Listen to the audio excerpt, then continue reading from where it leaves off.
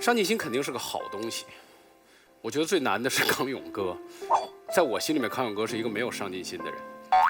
他做很多事儿，他对自己有要求，但是他能懒的时候他就懒。这是不是上进心是另外一个范畴的话题，一会儿康永哥自己会说。我只说我的立场。那你讲我的是干嘛？先把你摁在那儿。所以上进心是什么？是个好东西，没有人否认。我们也有，你们也有，你们有更多，我们更羡慕。开点脑洞来说说，上进心是不是只是好东西？我有几个观点。第一，上进心不完全等于智慧，你们承认吗？第二，上进心不完全等于能力。第三，上进心不是没有代价的。每天这个世界上有50到150种的物种在灭绝，是因为人的上进心。第四，上进心并不总是被奖励。我不知道在座有多少人炒股，你肯定希望炒股能赚钱，你有上进心。有多少人赚钱了？或者赚钱的比例是什么？因为什么？因为这件事儿不受控，它跟我们的努力未必成正比。好，我说了4个方面，我是说上进心还有这些面，我们应该去看到。但总的来说，上进心是好事儿。你说我没有上进心的时候，我就会想说我的上进心哪儿去了？我也知道上进心是好事儿啊，我会想说上进心往往源于兴趣。胡建彪问颜如晶说：“你为什么没有上进心？”他不知道，最后他发现了辩论，他就有了上进心，因为他有兴趣。所以兴趣是上进心的前提。我不用你催我，但反过来说，我不知道我的兴趣是什么的时候，你催我有用吗？或者你说我错，我能怎么办呢？我不是不努力啊，我没兴趣。所以兴趣和上进心之间有这个关系。刚才我们在后台，罗老师的助理跟我说了一句名言，他说现在年轻人说奋斗不一定成功，但是不奋斗真的很舒服。然后我就接了他一句，我说我前2天听人说人生就是这样，在哪儿跌倒就在哪儿躺下。这是这一代年轻人的语境，是玩笑话，但是玩笑话反映的是什么？大约是我们这个话题里面说我没有上进心，我有错吗？关键是我和错，我有错吗？我知道建彪和如晶的关系，但是建彪可以对如晶说这番话，他不能对其他人说，因为他们之间没有这个关系。但是这些话，我们在今天的社会不是听不到。你在很多地方都会听到有人谆谆教导你说，你这样会浪费你的一生。我是为你好，这个太可怕了。因为我们经历了太多年被人家教导我们什么是好和什么是不好，而没有人告诉我们什么是我和什么是我们。重要的是什么是你，这个太可怕了。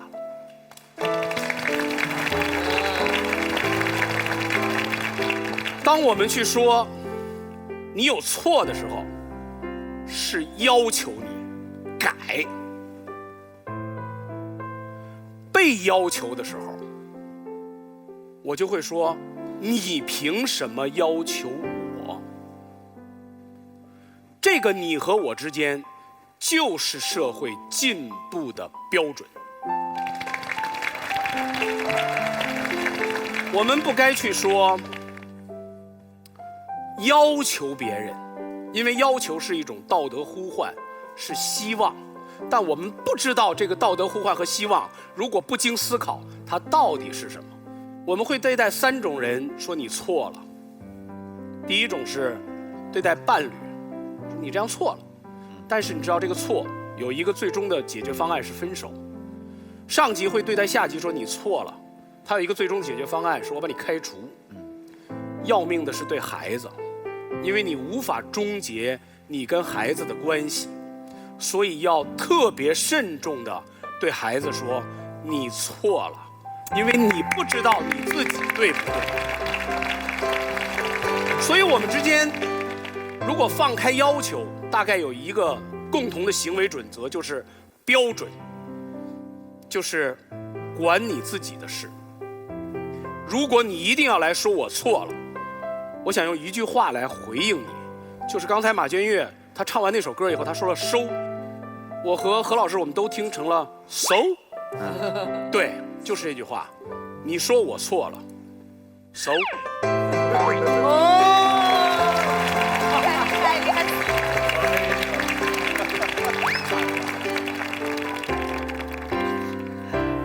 蔡导演，请。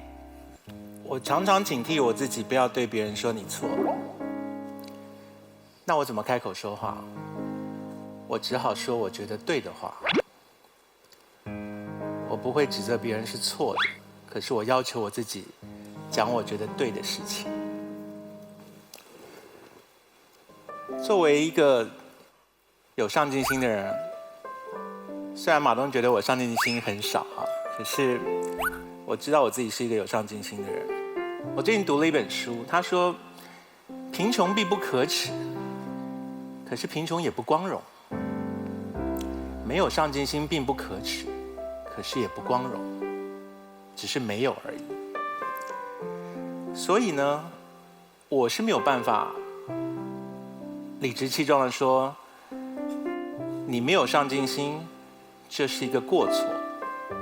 可是我非常有把握地说，你没有上进心，你一定会错过。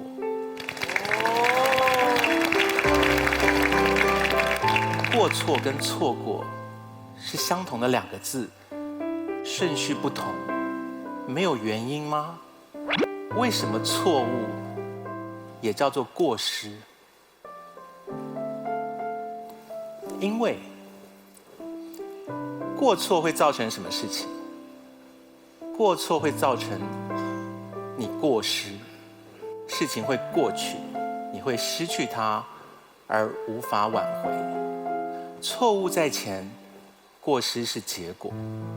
你犯了错可以改，可是你一旦错过失去，它不会再回来。我最近上进心爆棚，我花1年拍了一部电影，5月27号要上了，这个痴痴的爱。海报上面印了一句话，就是没有什么是理所当然的。你们以为躺在床上吃零食看电视是理所当然的吗？就我读资料读到有一种罕见疾病叫做呼吸中止症，有一种小孩是需要一直跟自己说我要呼吸，吸呼吸呼，我才能够呼吸成功。他晚上一睡觉，没有人下这个指令，他就呼吸中断了。对我们一般人来讲，日常呼吸之间哪需要提醒？怎么需要用力？你躺在那边看电视吃零食，呼吸的时候，你有想过这不是理所当然的事情吗？这是要花力气才能够完成的事情。像颜如晶所说的，当你的上进心卡住的时候，你只好把它什么中断吗？不是，当上进心卡住的时候，你要转弯，不然你的上进心卡住，然后颜如晶说我不要了，我不要上进心了，我要把它换成开心。你把你的上进心停掉，是换不成开心的。你把你的上进心停掉，你换到的是灰心。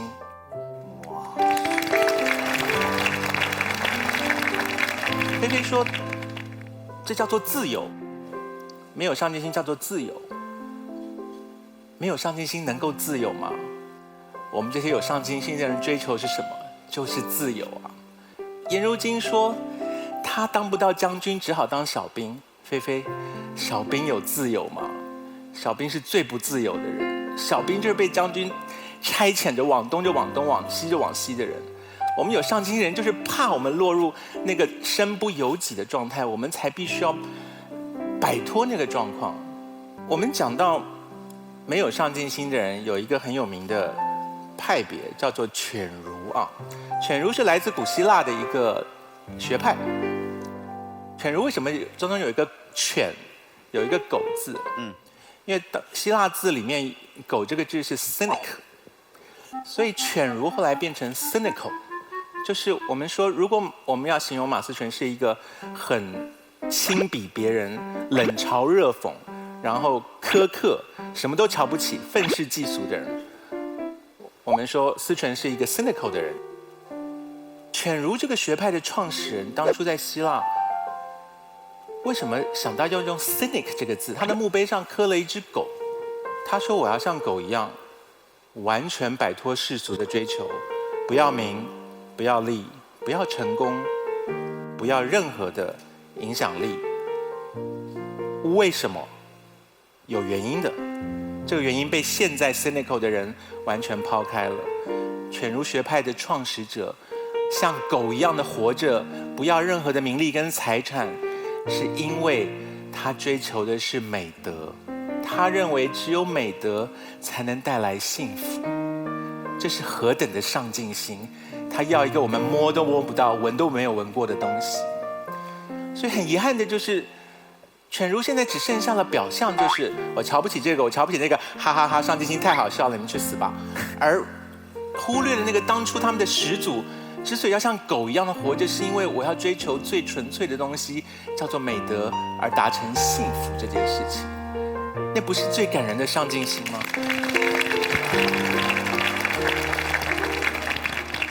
我们讲英文的时候有一句很好玩的话，叫做杀时间，就是你躺在床上看电视吃零食，你叫做在 kill time， 就是你在杀时间。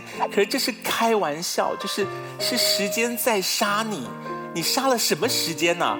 你对着天空挥了10000刀，你也杀不到半点时间，是时间在一刀一刀的杀你。我最后要提醒的就是这件事情，就是我刚刚讲的错过的那个过字。什么叫做过失杀人？我不是故意杀人，我是不小心意外的杀了一个人，那叫做过失杀人。然后当你没有上进心的时候，你是在过失杀人，你不小心杀了你自己的人生。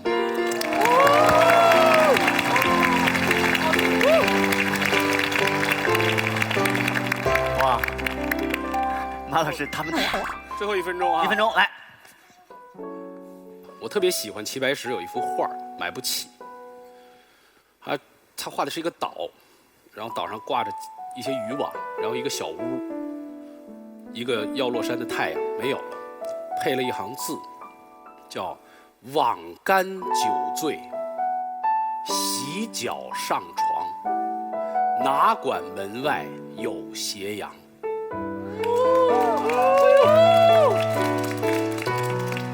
康永哥是一个懒人，他哪管门外有斜阳，但是他有上进心，他会写说话之道，他也会拍痴痴的爱。但是他写说话之道的时候，他就没有办法去拍电影，因为他生命只有一次。然后他拍电影的时候，他就没有办法去写说话之道3和4，所以他反正都错过了。所以有上进心就不会错过吗？如果康永哥跟我说你没有上进心你就错过了，我会跟他说 so。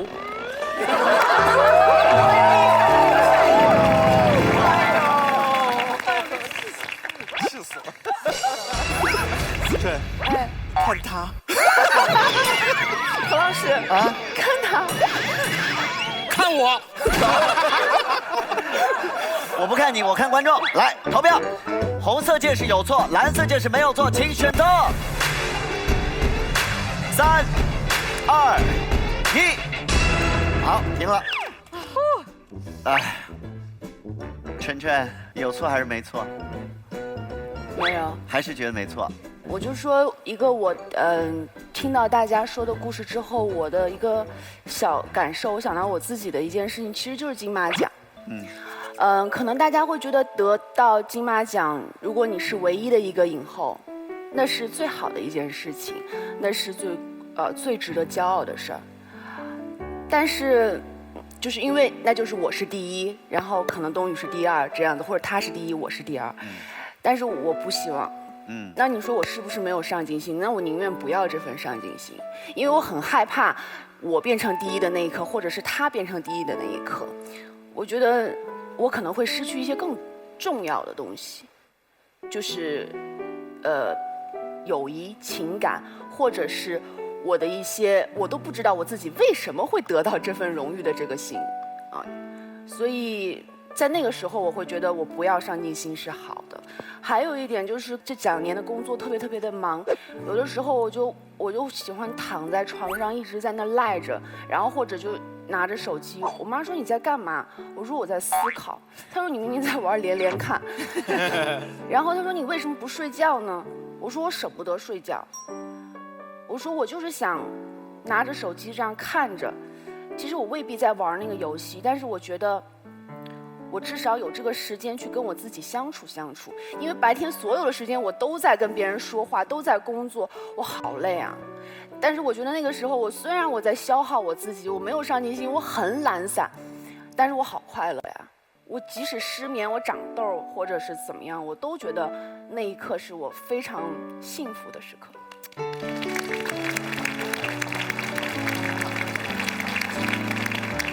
我其实是正方的，我是一个很积极的人，但是我觉得，你如果只知道积极，不知道停下来享受你自己人生，你就白活。真的，我真的是这种想法，所以大家一起思考，得到你自己的平静最重要，好不好？我们来看结果，请看。祝贺反方。好，接下来正方的一辩是，好，麦子燕加油，加油。对面是没有上进心，没有错，但是我觉得对方阵营有一个辩手跟这个话题格格不入，他就是菲菲是大王。前几期节目是谁在那儿咆哮着说，老子就是爱拼才会赢本人，上进心了。怼完菲菲啊，我们来怼这道辩题。我们对上进心有一个误区，就认为拼死拼活攀高峰是上进心；对没有上进心也有误区，认为不务正业就是没有上进心。你看菲菲，再怼一下你啊！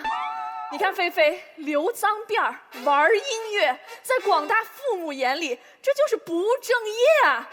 可是菲菲是不是真的不务正业？她没有啊，她这只能算是不走寻常路，在不寻常的路上也有追求自己的东西啊，所以这种所谓的不务正业不算是没有上进心。一直以来大家都把我当一个没有内涵的辩手啊，我要宣扬上进心，大家肯定不信。你不信我没有关系，但是你要信上进心，因为我发现一个事情，上进心这种素质跟其他的东西结合起来，能把事情变得相当的美妙。我好吃懒做，但我有上进心。外卖。我爱玩电动，我有上进心。睾丸。我不务正业，但我有上进心。张老师。所以你有没有发现，你生活中那些所有能让你发出感叹说“哎呦我”的那些发明创造，都是在某一领域上加上了上进心。所以说，上进心算是第一生产力。如果没有上进心，这个世界会变得不是那么的妙。没有上进心这件事，最让人讨厌的地方就是它会严重拖累别人。大家忘了之前我的一个身份，我是项羽呀。我作为项羽是一个西楚霸王，我在王者峡谷大杀特杀的时候，这时候我发号一个指令说，中路打团集合。可是我的队友在干嘛？他沉迷于峡谷观光，他在野区踏青，他在河道养蟹，然后悠悠地给我发来一句：“稳住，我们能赢。”你说这种人能没有错吗？这种人就是欠举报。我们从虚拟的生活回到现实生活当中，有一些职业跟你的生命是息息相关的。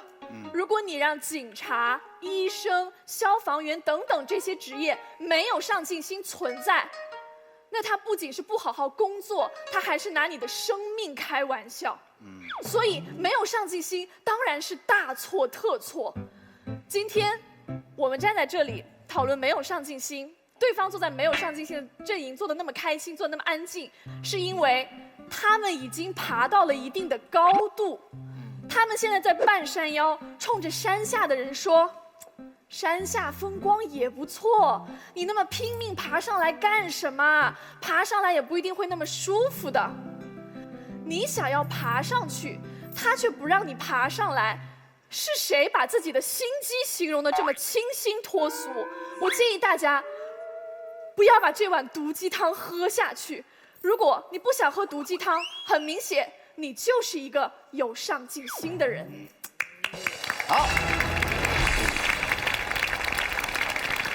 接下来我们看反方的一辩是，哎呦，憋死我了！哦，喂，那个我就不反驳他了，幼稚。居然不只说我们错，还对我们做出这么多指控，说我们懒，说我们坏。就我前天刚从非洲回来，我去了埃塞俄比亚，然后在1个月之前我去了日本，这2个国家就让我在想，日本大概是世界上最有上进心的国家，而埃塞俄比亚可能是，反正是我去过可能最没有上进心的国家。但是这2个国家给我一个观感，就是我在埃塞俄比亚一天看到的笑脸，比在东京待了2周看到的都多。然后我就说，你们为什么不工作呢？他说，我们不用工作呀，河里有鱼，然后树上有果，我们高兴，我们唱歌跳舞，我们不用工作呀。然后我在国内经常参加一些流行音乐的协会的会，我们在聊什么？我们在聊 KPI， 我们在聊怎么发展，怎么融资，音乐节的影响力。但是在非洲，我也参加了音乐家的会议，他们聊的第一个话题是尊重，然后是和平与爱，用音乐代替武器，给神唱歌。我就发现，其实生活方式是多元化的，是吧？如果在世界上有那么多人选择没有上进心的方式，我们今天告诉他们，他们都错了，我们是不是有点武断？第二，就是我觉得咱们在说一些人错了的时候，我们可能高看了一些人，因为有些人他们是生活中的弱者，他就是一个火柴头，他只能发这么大光，他安于他现在的生活，他不想挣钱，我觉得老婆孩子热炕头挺好，然后我拿了工资，我没钱的时候，我去闲鱼上卖点东西，我也能过活，我挺高兴的。但是今天我们如果告诉他们，他们是错了，就是我们逼他们去社会上打拼。就像你问的，我为什么拼？因为我甘愿，我拼这20年，我失败了，我认了，我赢了，这是我应得的。但是咱们不能逼那些弱者去社会上拼，如果他们去拼，他们拼了一身伤痕，谁给他们买单？你们给他们买单吗？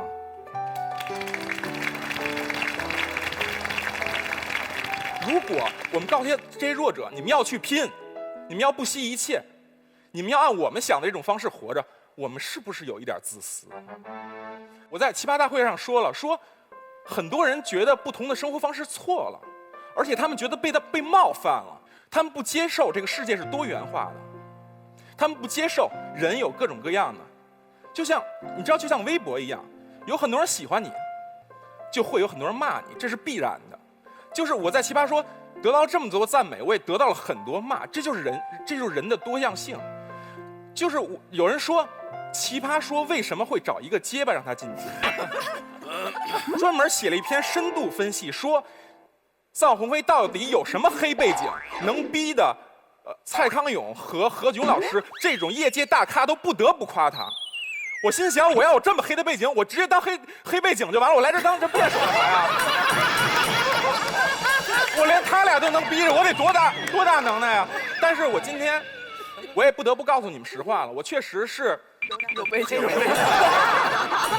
其实我是马东老师的表妹。你们愿意不乐意，我来奇葩说，活该，没办法。我也告诉大家，我是他表姐，对，这样就清晰了吗？对，就是他们不同意别人按别的方式活着，他们想让世界按他们想的那种对来运转，为什么呢？他们在怕什么呢？你想过吗？有可能会不会这些人他们太努力了，他们特别辛苦，但是他们害怕了。他们为什么害怕了呢？他们说我这么辛苦，万一我走的路是错的呢？哎，他们为什么去那边？万一他们是对的呢？所以他们就急了。他们就急了，说你们为什么不往这边走？你们得跟我一块儿走，因为他们害怕了。我玩摇滚20多年，我小时候跟我一块儿玩乐队的人，他们都不玩了。他说有时候跟我说，我觉得我太穷了，或者说我觉得太苦了。他们走了，但是我无所谓，因为我相信我无所谓，我不害怕。但是他们害怕了，所以他逼我们要像他们那样活着。你们这样不但伤害弱者，你们是不是太强势？你们是不是太自私了呢？前2天我坐飞机回来 delay 看了《舌尖上的中国》，《舌尖上的中国》说，爱吃豆腐的人有德，不是那种吃豆腐，是那种吃中国的那个豆腐。你们爱吃豆腐的人有德，为什么呢？不是有德，你看咱俩是一有的。表姐，您别这。因为爱吃豆腐的人，他能安于贫穷。安于贫穷的人，他坚忍，所以就有德。所以他们在你们指控的时候，你们有没有想到一群人，他们就是对物质没有欲望。什么是上进心？上进心就是我不想这么活，我想更好，这就是欲望。你们就敢说没有欲望的人就不比你们就错了吗？就不比你们酷吗？我有一个朋友叫窦唯，在现在中国所有的歌星还什么歌王都不知道在哪儿转腰子的时候，人93年就已经跨过香港，影响了全亚洲的歌手。但是他说我不玩了，为什么？我觉得娱乐圈没劲。我就这2年找到我这儿有各种大企业说不管多少钱，只要他来唱一首歌，只要他来一个代言，没有数这钱。他说我不要，我就有一辆自行车，我每天能吃1碗面，我够了。我不喜欢这社会。你们以为你们追求的东西就对了吗？可能人心里想，这些老子早就玩过了，你们在追的东西我早就见过了，你们今天就好意思说人家错了吗？人家如果一个人他无欲，他做到什么？他无欲则刚，他对这个社会他谁也不怕，他是一个多牛的人啊！你们今天指控，如果我没有上进心是错的时候，你未见得就那个人不是这个商品社会中的一股清流呢？这未见得就不是浑浊人世中的空谷幽兰呢 ？How dare you！ 毕竟刚从国外回来，对，毕竟刚从国你外，们这句非洲话说的很正，我很喜欢。但是这3种都是特例，这道题最重要的是什么？是自由，是自由选择的权利。前2天我看了个电影，正好这个电影帮了我。这个电影叫《黄金时代》。《黄金时代》里有一段话，我用它来结束今天的这个辩论，就是说，我们人一生，我们可以自己选择的事非常少，我们没法选择我们怎么生，我们也没法选择我们怎么死。那我们能选择什么呢？我们只能选择2件事，就是我们第一，我们这一生我们怎么爱；第二，就是我们这一生怎么活。这是我们的自由，这是我们选择的权利，这是我们的黄金时代。所以希望你们能好好选择，为了你们心目中的黄金时代。谢谢。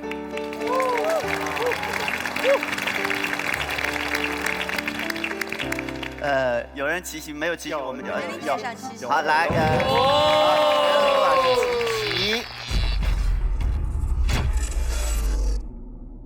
菲菲，你觉得上进心和功利心有差别吗？我觉得，不管是什么心，我有不这么着的权利。您觉得努力，不管别人怎么看，努力追求自己想要过的生活是一种上进心吗？对。但是谢谢。厉害了，来，菲菲你说完。就是我觉得一个文明社会就是有允许人有用任何方式活着的一个社会，就是你愿意当一个投资人，我也尊重你；你就想当一个 homeless， 我也会尊重你。我只在你需要的时候帮助你，我不给你，我不这样横加干涉你，我也不会说你是错的。这就是文明社会。我觉得在文明社会里面，包容多元的时候哈，不管别人怎么看，都要按照自己的方式去活着，这是一个了不起的上进心。就是我们说上进心有错吗？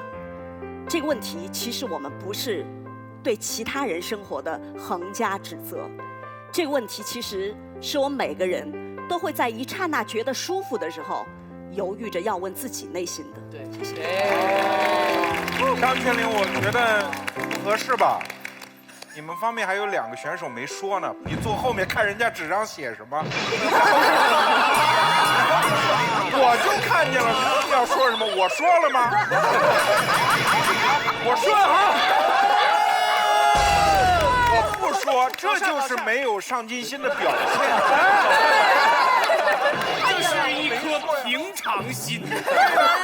还双方1辩结束就出来上进心、功利心、平常心、好胜心。好，那么接下来到2辩，我们首先是正方2辩的刘楠来呢。其实菲菲讲的，我也有好几点都不理解。你说埃塞俄比亚，你觉得相对比较没有上进心，可是他搞一个音乐节呀，他还从中国把菲菲还有好多人请过去，我感觉他超有上进心，他就是上进心本人啊，对不对？而且窦唯他就是因为在音乐上有极强的上进心，他可以忽视其他的一切。然后菲菲后面讲了欲望。其实我觉得，首先欲望不是什么值得羞耻的事儿，我们绝对同意知足常乐这个观点，但知足常乐讲的是什么？讲的是你要适当的管理你的欲望。但是我们知道，这欲望过剩可能不是一件好事儿，但如果你完全零欲望，可能问题更大。我们想一个终极问题：我们人类从哪儿来的？我们进化来的。什么叫进化？上进并且演化。最早我们都在树上嘛，我们都是猴子，然后有一批特别上进的猴子，他就下了树，对吧？他下了树，然后他就忽然觉得他这个手应该腾出来干点别的事儿。我们干了那么多事情，我们发明了工具，我们建完金字塔建长城，哎，我们还发明了高等数学，我们还发明了法治伦理。我感觉我们人类就是上进心的产物啊。对不对？上进心是写在人类骨子里和基因里的呀，对不对？这辩题是我没有上进心，我有错吗？这是一个问题。大家想，在什么时候你会问这个问题？对吧？你如果是一个对自己没有上进心状态、悠哉乐哉的人，你连问都不会问，你还讲什么对错呢？你不会问的。所以谁会问这个问题？就是那些已经多少在心里产生了点困扰的人。就像短片里的佩佩，他产生了困扰，他其实多少已经看到了有上进心带来的好处，但他暂时由于惯性或者由于别的原因，他停在了原地，他产生了困扰，他才会问：我没有上进心，我有错吗？你有错，你错在明明产生了困扰，你还没法直面自己的上进心。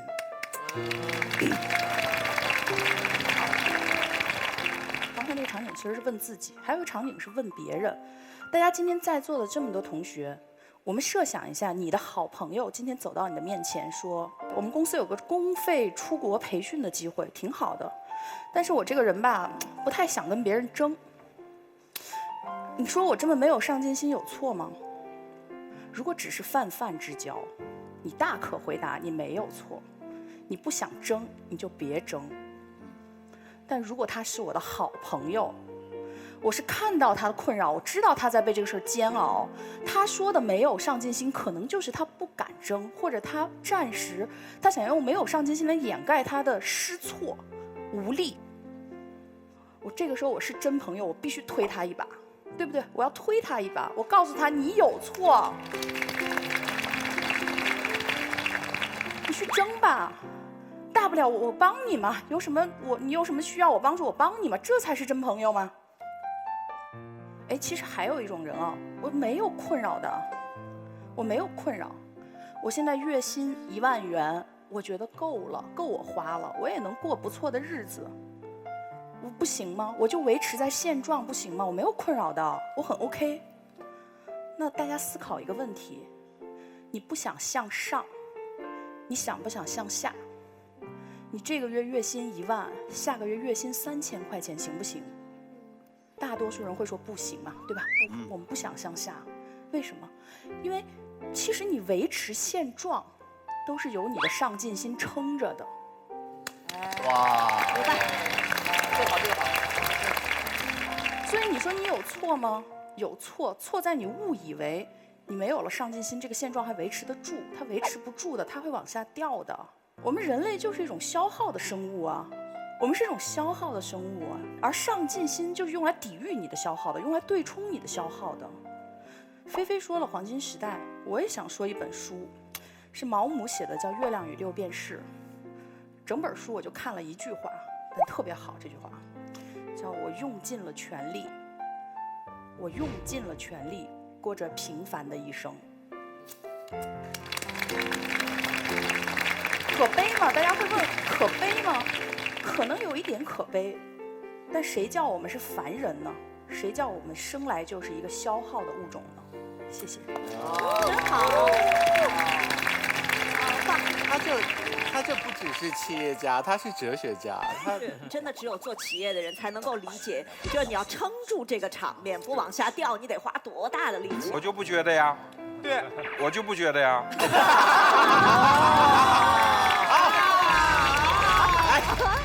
好，现在到反方的2辩，我们欢迎小马同学马建岳。刘总，那么多问题，真的是。我跟你讲，这个台上这么2万多个观众，估计有5个人是搞企业的，才懂你们那一套。你刚说凡人，我跟你说，我们才是凡人，我们没有你们那些，我们就过自己的生活。你不是问题多吗？要问问自己的心，来。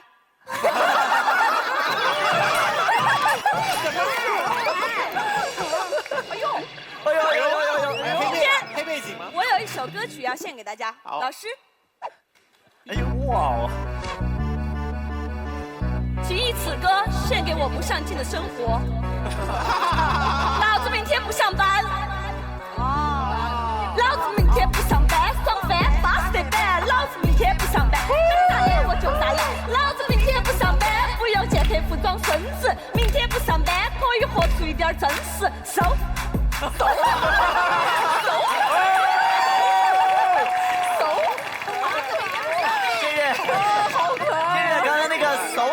收还是英文的收？收的四川话。哎，这首歌曲，不知道你们听懂没有？一个非常关键的就是，老子明天不上班。来，问问你们，多少人是想上班的？想上班的举个手。没有。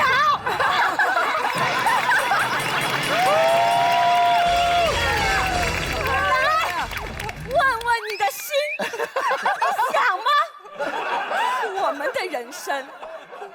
写这首歌的人叫做谢帝，就是我们四川人。他为什么会写出这首歌？因为我们成都，四川成都是一个旅游悠闲的城市，是全球排前20名的最想居住的城市。我们只有一句话：北上广不相信眼泪，成都人只要娱乐。我们，可是我骄傲，因为我作为一个成都人，有麻将，有麻将有茶，我就觉得好，就足够了。哎，这首歌放得好，哎，我刚还要说，成都带不走的只有你。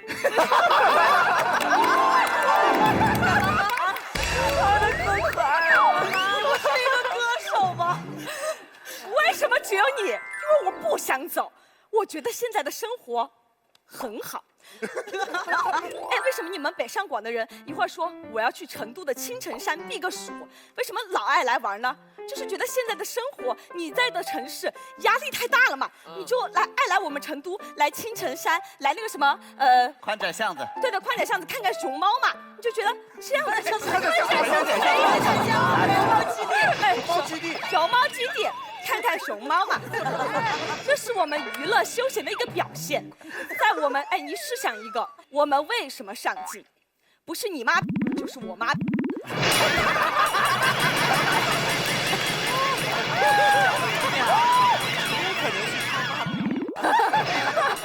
但不管是谁，都是咱妈。刚麦子燕说我们站在中间。让下面的人上不来，不是你们上面的人逼着我们要上去，非要拉着我们上去，我们不想走，就在这儿，在这儿。你有没有那种同事特别有上进心的，非要拉着你跟他一起？我们女团就有。每次到晚自习的时候，总有一个特别有上进心的人就起来说：“来，我们把今天的舞蹈再练一遍。”我不想练，我就想回去，但是他就说了：“你要练。”只要第二个人说：“好，来，我们练一下吧。”然后没办法，所有人都得练。可是问问我的心，我是不想的。为什么？因为我的同学在逼我上进。还有道具。如果有一天，你躺在床上，你妈不逼你，他妈不逼你，我妈也不逼你，你的同学、你的老师、你的老板都不逼你。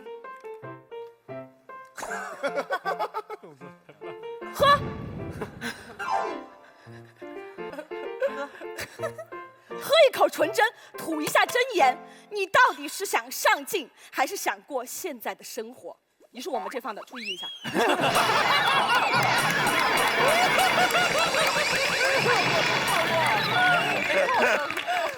我想不上进，是，但是我现在的生活是上进的。你是一个专业的辩手，但我只能吐真言。对，吐真言，对。对，他吐真言了。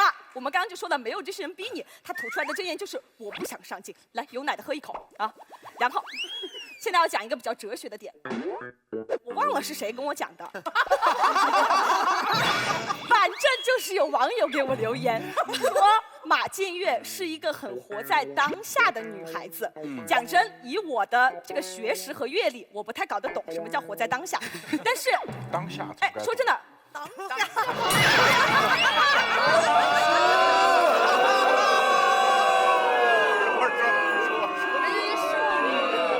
还是个孩子。罗老师活在那个当下，我们活在我们自己的当下。漂亮！我在这道辩题里面搞清楚了，什么叫做活在当下，就是把每一天都当做人生的最后一天来活。对，有上进心的人在做什么？在做计划，他们永远在计划明天做什么，明天的早餐吃什么。但是我们不一样，我们只考虑今天吃什么，今天怎么快乐的活。因为今天是我的最后一天了，我就要活在当下。人就短短的这么几十年，你要活到哪个时候？人终有一死。归于尘土的时候，我们只能开开心心的活好自己的每一天，让自己的每一天都活在当下了。你们都觉得活在当下这句话是一句表扬的话，不然你们也不会拿来表扬我。然后你们很多人都在说我要做一个活在当下的人，不要去想太多。如果今天已经是我最后一天了，我还像胡建彪老师一样健身吗？不，我要睡觉。你还要像艾丽一样早起吗？我不，我要睡觉。好，来给小马鼓掌。有趣的是，他对面的是建彪老师。好，来，好，胡建彪。宇宙最有上进心的人来了。对。这一场我最有感觉的时候是，当我知道坐在我对面的人是颜如晶的时候，我是他学长，我带着他打辩论，然后他后来来到北京，我们机缘巧合也在一起工作。我对这个课题当碰上颜如晶这么有感，是因为其实我是见证了一个人如何从完全没有上进心改变成今天状态这样子的一个人。我是他的。好坏啊！不，我这个真是由衷而出哈，我是欣慰的。很抱歉，我单身没孩子。这个家伙，我有时候真的有点女儿的感觉。我是欣慰的，但是，你要跟你爸辩论吗？但是我期待的原因是因为他一直说我不懂他，所以我觉得可能你也不懂我想讲的是什么。我觉得今天场上也许就是我们互相把我们自己想讲的东西说出来的时刻吧。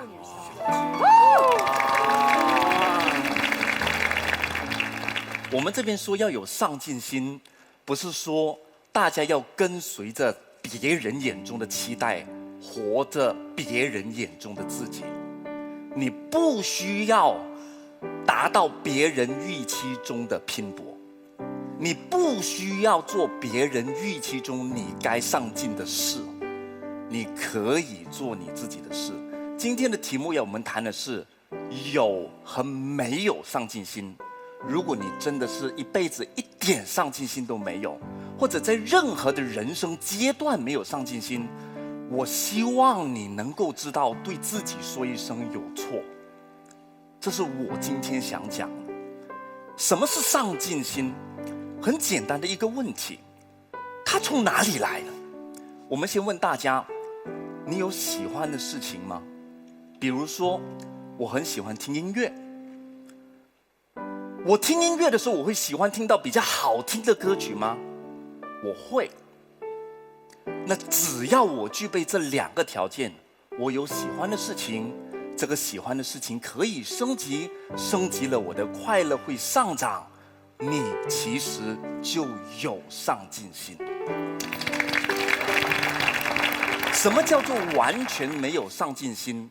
就是这个音乐我听不听没差，哪一首歌放在我面前没差，这叫做没有上进心。没有上进心的人，就意味着你这个人对生命中的任何事情，你没有喜欢，你没有进去，因为你心目中没有盼头。生命中没有盼头是一件好事吗？不会是好事。什么叫做槁木死灰？什么叫做哀莫大于心死？什么叫做行尸走肉？你不觉得浪费了这一生吗？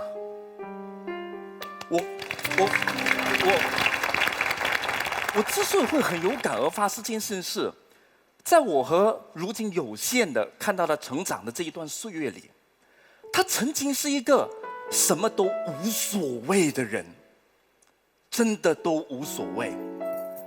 成绩要不要考得好，他仗持着他的天赋。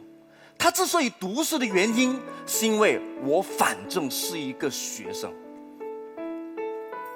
他在华文学会里面一直努力工作，很努力。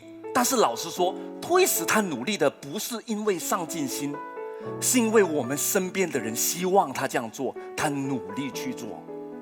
当你问他你想吗，他永远摆出这样的表情给你看，我无所谓。直到我什么时候我才不怎么为这个小女孩担心。他说他喜欢辩论，他在打辩论的时候，他输他会哭。他每一次都拿亚军的时候，他哭的那个惨呐。到后来他甚至努力说，来我自己办一场比赛给我自己来打。他办了新辩。你知道我多宽慰吗？然后他来到北京，他会突然间跑来跟我讲，他在米果，现在在米果，老板，我有一个点子啊，这个点子拍成小视频非常好，你不拍的话，我给别人啊。一个员工，他向老板这样来甩牌子。我这个这么正的人，我很生气。但是我突然间觉得很放松。这个孩子长大了。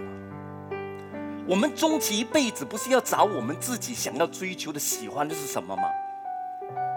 你找你喜欢的原因，是因为你给你生活一个盼头，你需要一个盼头。这个盼头是会让你不断的去进取、去追求。不要骗自己说，我停留在现况，我会永远开心。你不会，因为给大家提供一个小学问。有一样东西叫做边际效应。一个苹果第一口吃你会很喜欢，第二口吃快感会下降，第三口吃它会再下降。不要告诉我你维持现状可以永远开心，因为走到最后你会麻木。你不能没兴趣，你不能没热爱，你怎么可以这样子活着？我觉得走到最核心，为什么很多人会讲我没有上进心？你们不要逼我。他真的是心中没有自己喜欢的事情吗？真的是他赢多一个奖杯之后，他不会更加快乐吗？不是的。更多时候，这些人之所以说我没有上进心，是因为他心中明明想要，但是他在自卑，他在害怕，他在告诉自己说我可能做不到。如果你真的是把没有上进心合理化，当做自己的托词来掩盖自己真的有喜欢的事情和你的胆怯，你说我作为这个外人，我能不跟你说你错了吗？叶如晶，加油，宝贝！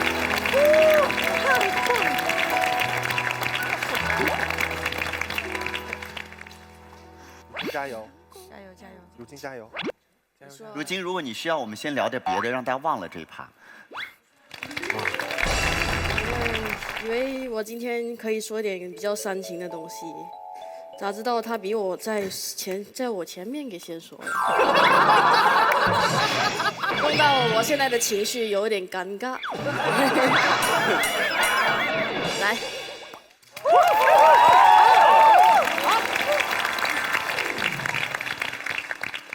其实前面说的很对，这一道辩题是我有史以来在奇葩说最想打的一道辩题，最想打的，而且特别想跟他一起打。就像他说的，咱们想对话一下。对啊，他说的对，我现在很有上进心，非常有上进心，非常有上进心。但是没有上进心，没有错这句话要跟谁说？跟我这种现在非常有上进心的人说的。为什么？为什么？你们知道吗？上进心的时候，就像他说的，开始的时候特别容易，而且特别喜欢，但是上进心的尽头在哪里？不知道，你知道吗？上进心的尽头在哪里？我想听音乐，我想听好的，我想听更好的，我想再听更好的，这才叫上进，是吧？他介绍了我什么叫上进心，让我尝到了甜头，但是他没有跟我说上进心这个努力的尽头在哪里。3场比赛，师大说他是第3季的亚军，他想当冠军，他不想当亚军，他觉得很难过。你们知道我是第几季吗？我是第1季的亚军，第1季的亚军。当时我输了之后，我回去哭，我说是因为我不够努力，我不够上进。好，第2季奔跑努力上进加油，第2季季军。算了，没有关系，一定是因为还有一些人比你更努力，你更上进，所以你不够上进。第3季我来，师大来了。我们同一队，最后决赛的时候，我们队要选1个人去参加决赛。我少1票，所以他去参加了。这1票是谁没有投的？我没有投，我自己没有投。我害怕看见这个上进之后的结果，你知道吗？我特别怕最后我去参加了，我还是输了。我已经上进了，用你们说的努力去做了，结果是什么？我害怕看那个结果，所以我不敢做。但是大家有放过我吗？没有，继续上进。第4季来了，第4季怎么办？大家的粉丝可能会骂你们，会说你们，但我粉丝比较奇怪，他们喜欢教我。你知道我的粉丝在第4季开始的时候跟我发什么私信吗？他们说：“你为什么在玩微博？你题目准备了吗？”他们看了比赛，他们说：“你看潇潇打得多好，你为什么说的这么短？你是不是没有尽力？”我进那个什么粉丝群里面，因为我太累了，我进去里面看一下，他们说：“你为什么没有睡？”是因为没有准备好在玩。我玩了吗？我有玩，我有玩，但是我真的很用心在准备每一道题目。这一题我准备了5篇稿子，没有想到他打感情牌。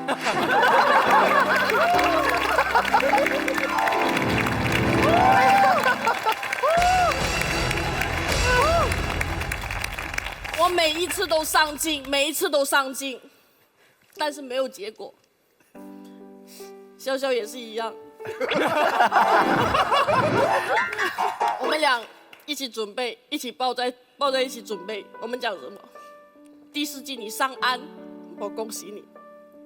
如果你不是冠军，我们还要再游几季，直到没有人想冠我们为止，我们都必须在这里上进。我这时候我应该怎么办？所有人讲，一个不想当将军的兵不是好兵。但是如果一个小兵发现我这怎么当都当不了将军的时候，有没有跟他说没有关系，你可以只当小兵？没有人跟我们讲过，没有人跟我们讲过。你们不给冠军我没有关系，你们还不饶过我，你们不给我放开我自己，你们说我错了。那我应该怎么办？我要做什么东西，你们才满意？你们只会说加油。这个加油说的特别容易，加油。说怎么做？还是加油。社会上不只有我这种人，我的生活，我的人生就是辩论，所以我把奇葩说当成是我所有的东西，所以我的上进目标是辩论。有很多其他的人，他们上进目标是别的，他们可能想当一个总经理，他们可能想上位，他们可能想把自己目标当成是一个女孩也好，他们想追求，但是他们能力有极限，他们被卡住了。我们会不会被卡住？会被卡住。每一次是卡住的时候，最煎熬我们的是什么？是上进心。我们上进了之后，我们还是被卡住了，那我们可以怎么办？这时候我们只想跟自己说，没有关系，那我不要上进心，我换别的，我换平常心可以吗？我换成开心可以吗？我答应你们，我们放开了上进心，我们不会像你们想象中的什么东西都不做，但是我们不把上进当成我们的目标。你们放过我们可以吗？你们可以不要说我们错了吗？我们只要的是你们讲我们没有错而已。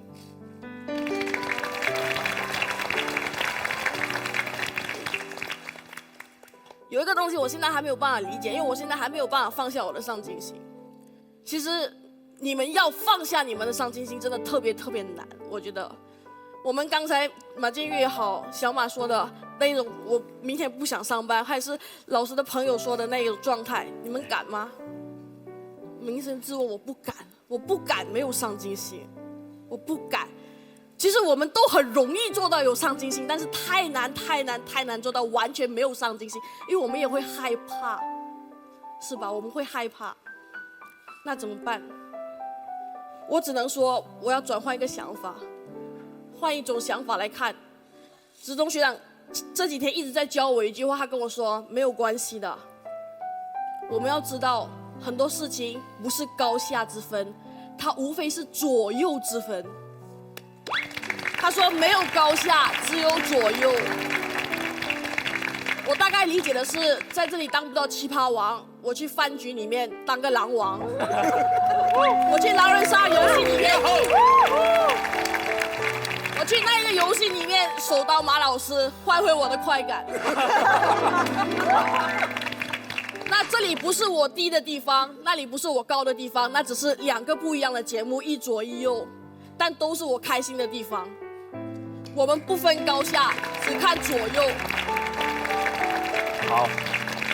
当你完全没有上进心的时候，你要找一点上进心，让自己有动力。但是如果你太有上进心，以致你卡住的时候，你可以跟自己说没有关系，这时候没有上进心了，你没有错，你可以放下，我们走去左边另一个地方。我想说的就是这么多了，谢谢。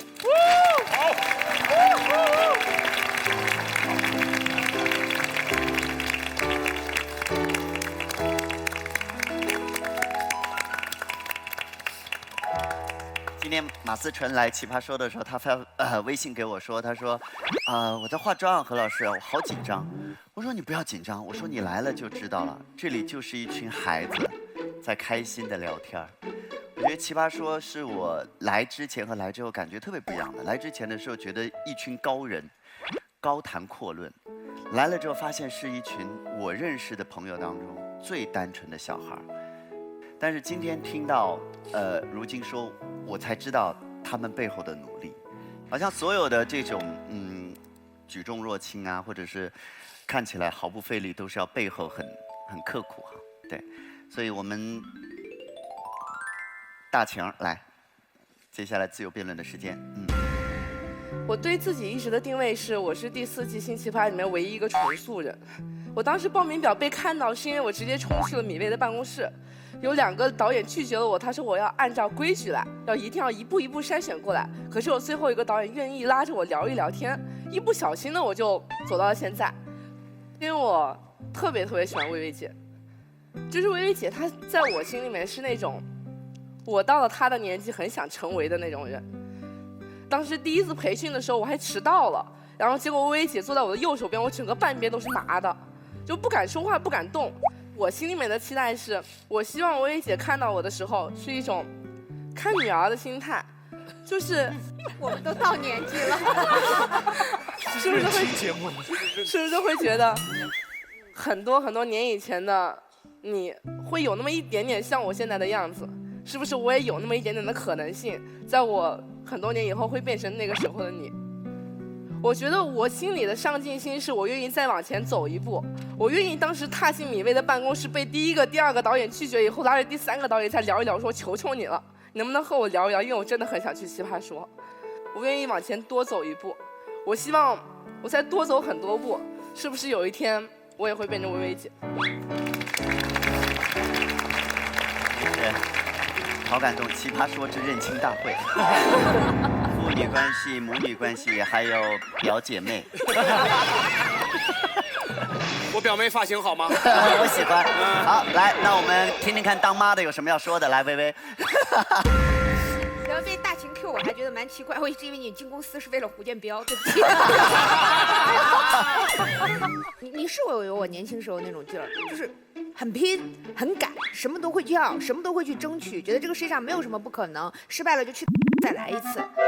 可是我到我这个年纪的时候啊，我会有一点点会放过自己，就是不让自己当第一了，不让自己做最强了，不让自己无坚不摧了。这是奇葩说4季以来给我最多的一个东西。我第1季的时候，马老师可能有印象，绝对不哭的。康永哥的印象是阴气森森的，对吧？我那时候从来不提任何自己的事情，我把自己保护得非常好，而且非常强硬。然后到第2季我开始谈恋爱，第3季开始跟你们扯淡，到第4季的时候你们哭，我也哭得跟个傻似的。然后变个妈了。对，然后还当了妈。我觉得这是实际上是一点点放松，一点点放松，一点点放松起来的姿态。就人到中年，其实不仅我们的肉会松弛，我们的整个心态也会忽然松弛起来。就是如今你长大了之后，你这种小烦恼一定要做最强的小烦恼会消失，因为你会看到自己的平静，也看到自己的局限，然后你会发现你的努力其实不是为了上进，是为了快乐。我在什么时候看到我辩论的极限？我2003年见到黄志忠的时候，我就看到了辩论的极限。我觉得我永远都打不赢他。所以我就放弃了战胜他这件事情。但是呢，我享受跟他打辩论的乐趣。到最后，我们的事业也好，对生活中的琐事也好，我会放弃赢得这件事儿。我甚至有时候会放弃赢得这个人，我也会放弃赢得某一种生活。然后我松弛下来，开始享受这件事儿本身。所以不是你要去做事儿，就意味着做事儿就要有上进心，这是两回事儿。做事儿有可能是因为好奇心，做事儿可能是因为同情心，做事可能是因为平常心。但是当我们能够以其他心来面对只能用上进心做的事儿的时候，你能发现目标以外的快乐。好，那我们就进入到导师结辩的时间了。首先是马东老师，让罗老师说两句，要不？没有，我就发个很简短的感慨。好，您说。我发现现在在很多综艺节目里，经常有人在喊一些每个人都有的东西，比如有人一上台就说我有梦想，废话，谁没梦想？我有上进心，有上进心奇怪吗？坐在这屋里的人有一个没上进心的吗？所以人人都有的东西最好就不要强调。因为我们从小在应试制度下长大，脑子里有一多反义词，但是岁数越大，你会觉得你脑子里的反义词不一样。比如说，道德的反义词是不道德吗？我40岁之后，我脑子里道德的反义词就变了。道德的反面是，面对疑似不道德的人，谨慎口出恶言。比如善良的反义词的对面是啥？是明辨是非。梦想的反义词是啥？不是没有梦想，是行动。上进心的反义词是什么？是在合适的时候拒绝诱惑。成熟的人也许在反义词的这个角度上会稍微换一点角度，就是你眼中看到的反义词，不见得是我方认为的那个反义词。就想说这点感慨。来，马老师结辩。